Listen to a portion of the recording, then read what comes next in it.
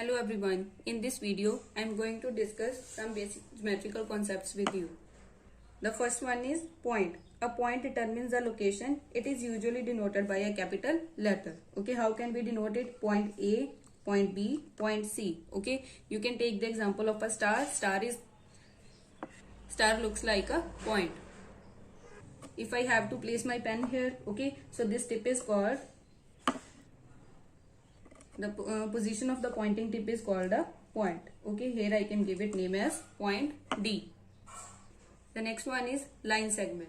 Line segment is a part of line. It has two endpoints and we can't extend it on any of the sides. Okay, if you will take the example of a scale, when you will try to stretch it, you are not able to stretch it. Okay, so it has some fixed length. That's why it is called line segment, which is a part of a line. Next is line. Okay, line. For line, you can take the example of a rubber. Okay, if you would try to extend a rubber on both of the sides, so you will be able to extend that. That's why I have marked two arrows on both of the sides. It has no end point and no fixed length. Okay, how can we denote it? By CD, and we have to mark a line, and on both of the sides we have to put the arrows. Okay, the next one is ray. Here you can take the example of torch. If we will turn on the torch, from one side it has some endpoint and it can be extended indefinitely from the another side. Okay, so it has one endpoint and on one side I have marked the arrow, which means one side is fixed and on one side we can extend it. Okay, so this is denoted as EF and arrow on it. Another example is sunlight. The next concept is their parallel lines. Okay, from starting points and ending points, the distance is always same in the parallel lines. Okay, like if we will talk about these two lines from starting and from ending, the distance remains same. It is denoted as AB parallel to CD. If you want to take, you can take the example of railway track or any other thing like opposite edges of a page. You can see that on one side, left side and right side, the distance of the starting points and the ending points is same.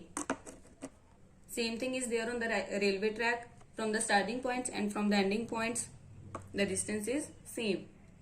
Next, intersecting lines. Okay, intersecting lines are those lines which meet each other at one point. Okay, so this is called the intersecting point. Here you can take the example of Caesar or this kind of design where two lines meet each other at one point. Okay, another is their X letter. Okay, so these all are called the intersecting lines. Perpendicular lines are those intersecting lines which meet each other at right angles or 90-degree angles. Okay, you can take here example of plus sign. Here you can see this is forming plus sign and corner of a door. The next one is angle. Angle is formed by using two rays or two line segment where one endpoint is common and on one side we can extend it. Okay, so this area is called the angle. Okay, how can we denote it?